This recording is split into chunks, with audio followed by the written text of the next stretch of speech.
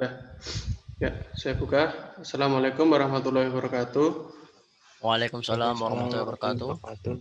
Nah, di sini kami dari kelompok 11 dari kelas A mata kuliah praktikum tenaga listrik. Di sini kami akan menjelaskan mengenai modul 3 tentang analisa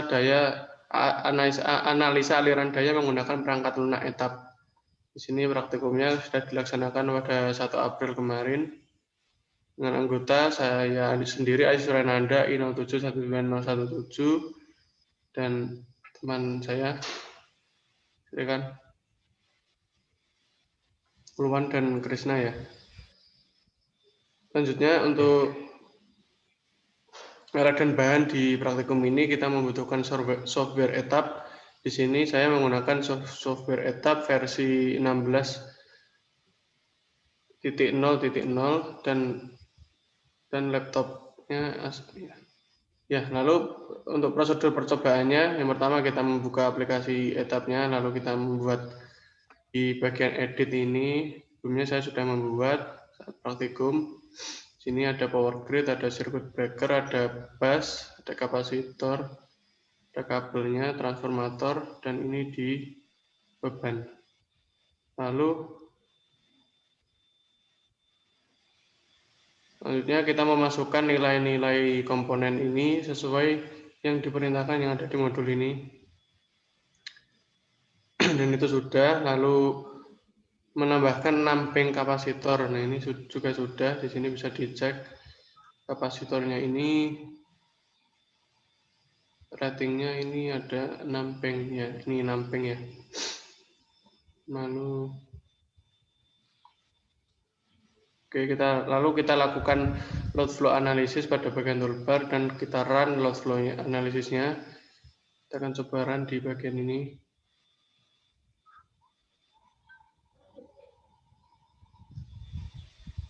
Nah, sudah di run, lalu kita klik icon Alt View untuk melihat error atau kesalahan apa yang terjadi, karena ini sebelumnya sudah diperbaiki saat praktikum, jadi tentu saja tidak terjadi error ya di rangkaian analisis ini, tidak ada error kritikal atau marginal.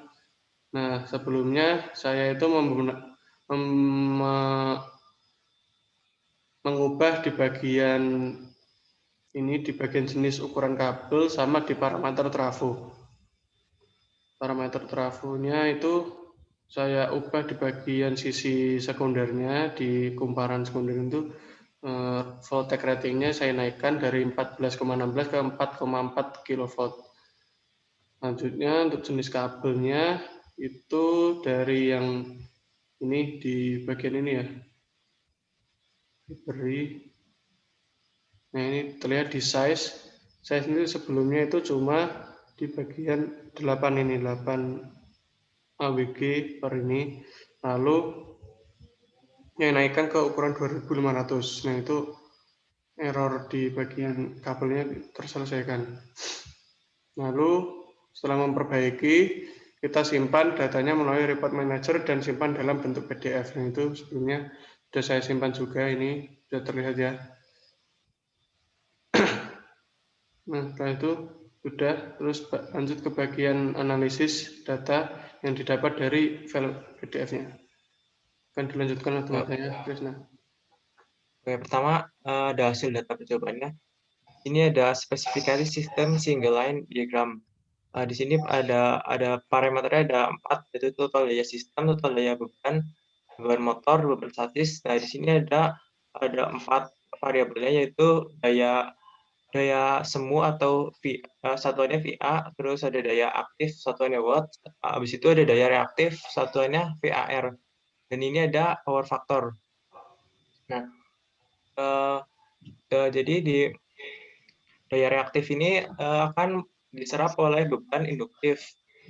Nah, sehingga daya reaktif ini perlu diseimbangkan menggunakan beban bank kapasitor. Lalu power factor sendiri itu merupakan perbandingan antara daya semu dengan daya aktif. Itu di sini lagging itu artinya ketika nilai sudut sudut fasornya itu positif dan leading itu kebalik. Lagging itu ketika nilai sudut faktornya negatif, dan kalau leading itu ketika nilai sudut faktornya positif. Habis itu di tabel kedua ini ada dua jenis bass, yaitu bass swing sama bass slot. Nah, bass swing sendiri itu nama lainnya adalah select bass, ada reference bass. Bass ini berfungsi untuk menanggung kekurangan daya pembangkitan setelah solusi aliran daya diperoleh. Nah, parameter yang diketahui dari bass ini tuh tadinya itu hanya nilai voltasenya sama sudut voltasenya. Tapi nilai dari daya aktif sama daya reaktifnya itu belum diketahui, yaitu yang megawatt operasi sama mega VAR operasi ini belum diketahui tidinya. Habis itu yang bass load ini kebalikannya, nilai dari megawatt operasi sama mega VAR ini telah diketahui, ternyata sama, tapi yang bedanya hanya di nilai tegangannya, tegangan nominal dan tegangan operasi. Load bus ini sendiri itu yaitu bus dengan parameter injeksi daya aktif dan daya reaktif bus.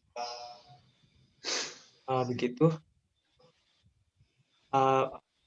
Udah begitu. Lanjut.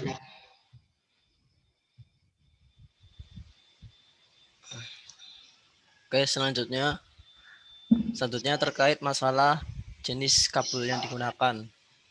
Nah, pada tabel 3.3 menunjukkan parameter kabel yang digunakan pada saat praktikum, yaitu jenisnya 0,6 MALN3 dengan ukuran 250 AWG per Casemil dengan diameter 0,575 inci dan ketebalan sebesar 95 mm.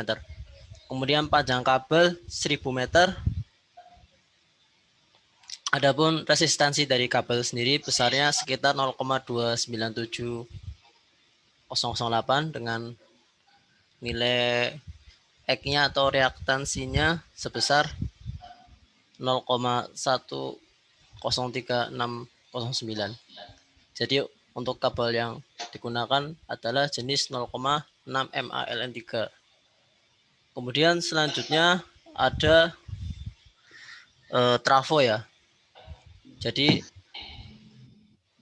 untuk tegangan primernya besarnya sekitar 13,8 kV dengan tegangan sekundernya sekitar 4,4 volt. Kemudian untuk impedansnya sekitar 7,15. Jadi ini merupakan trafo jenis step down ya. Karena input awalnya kan 13,8, kemudian outputnya 4,4. Jadi tegangannya diturunkan dari yang awalnya 13,8 menjadi 4,4 seperti itu. Kemudian selanjutnya ada loss single line diagram. Jadi ini menunjukkan power loss di dua bagian, yaitu pada trafo dan kabel. Kalau pada trafo besarnya pada trafo untuk power active loss-nya besarnya 29,4, sedangkan pada kabel 27,4 kW kilowatt. Kemudian untuk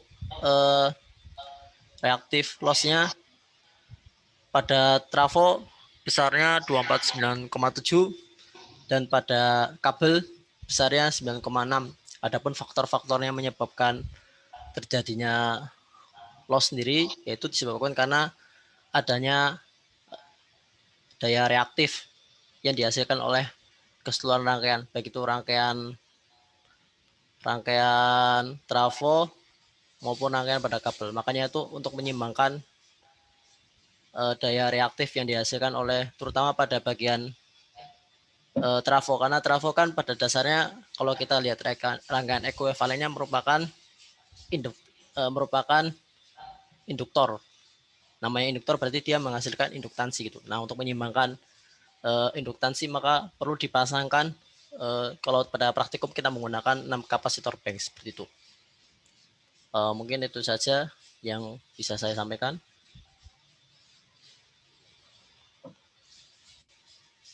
Lanjut ke analisisnya.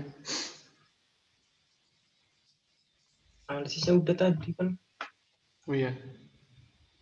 Oke, jadi cara analisisnya tadi sekalian kita menjelaskan itu, kami sudah menjelaskan di bagian tabel tadi sekalian dengan analisis, dan ini secara tulisannya, secara petikan.